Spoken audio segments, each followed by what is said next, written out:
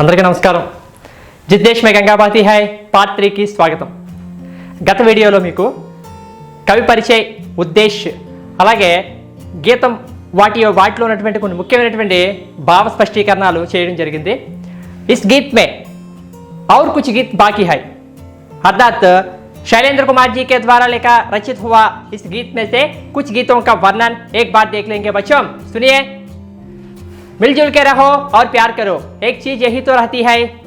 मिलजुल के रहो और प्यार करो, एक चीज यही तो रहती है. देखिए बच्चों, कवि ने कहा कि हम सब साथ साथ रहना चाहिए, अर्थात एकता से रहना चाहिए और प्यार करो.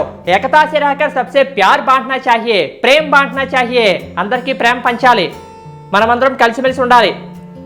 ఎందుకంటే भारतवासियों की पवित्र गुण है. भारतवासियों में भारत एक सांस्कृतिक देश है. इस प्रकार कई वाक्य है भारत देश की महानता के बारे में వర్ణన करना అవర్ణనీయ బాత్యం है. చాలా వర్ణించిన మాటల్లో వర్ణించినటువంటి విషయాలు ఉన్నాయి భారతదేశం గొప్పతనాన్ని గురించి చెప్పాలంటే మీకు.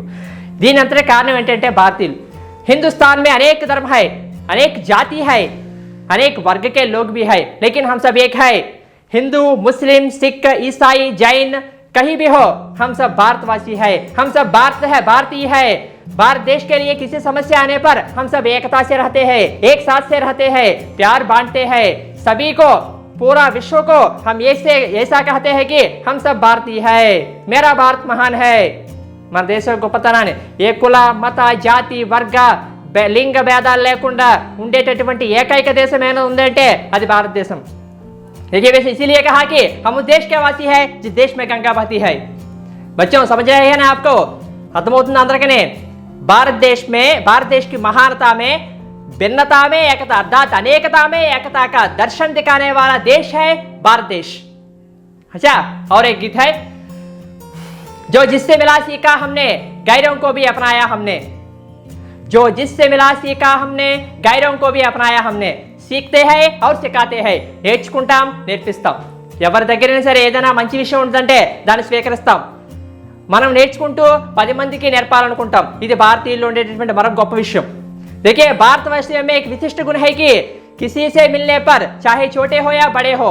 ఎవరో కవి చెప్పారు, రహీం అనేటువంటి కవి మాట చెప్పాడు, छोटों की उपेक्षा नहीं करना चाहिए, बड़ों की इज्जत को बर्बाद नहीं करना चाहिए. కవి రహీం గారు ఏం చెప్పారు? చిన్న పిల్లలను తక్కువగా చూడకూడదు, పెద్దవాళ్ళ యొక్క గౌరవాన్ని దెబ్బతీసేలా ఉండకూడదు మన యొక్క నీతులు కానీ ఉపదేశాలు కానీ.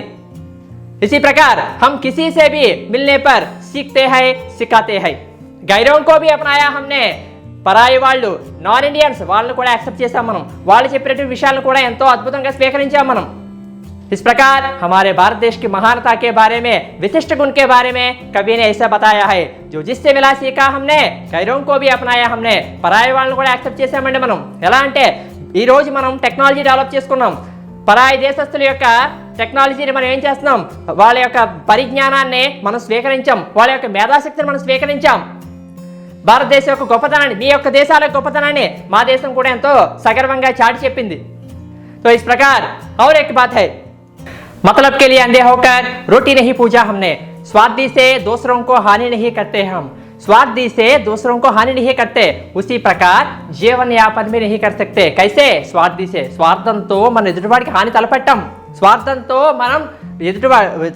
సంపాదించేటువంటి ధనంతో మనం మన జీవితాన్ని గడుపుకోం. ऐसा महान गुण है भारतवासियों में. అందుకే భారతీయులను ఏమన్నారండి? भारतवासी, भारत देश महान है, भारतवासी भी महान है.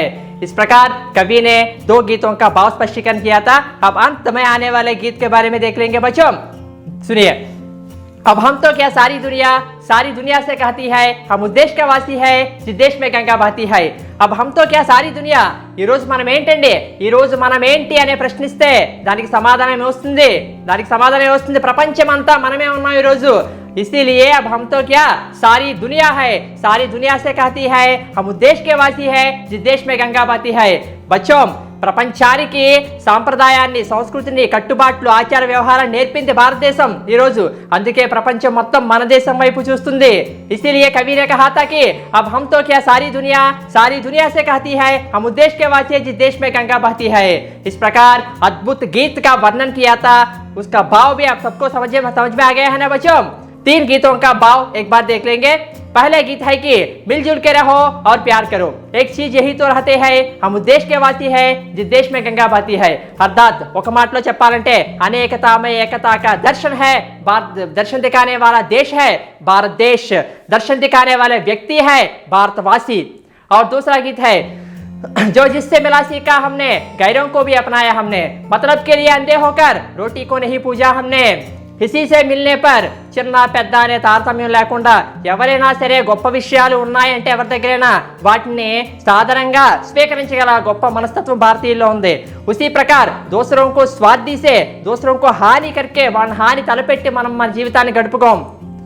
और अंत में अब हम तो क्या सारी दुनिया से कहते हैं। ఇటువంటి గొప్ప గుణాలు కలిగినటువంటి భారతదేశాన్ని గురించి ఏం చెప్తున్నామంటే ప్రపంచం ఏం చెప్తుంది ఈరోజు, మీరు మీ దేశం చాలా గొప్పవి అని చెప్తున్నాయి। इस प्रकार कवि ने इस गीत का भाव बताया था। सबको धन्यवाद।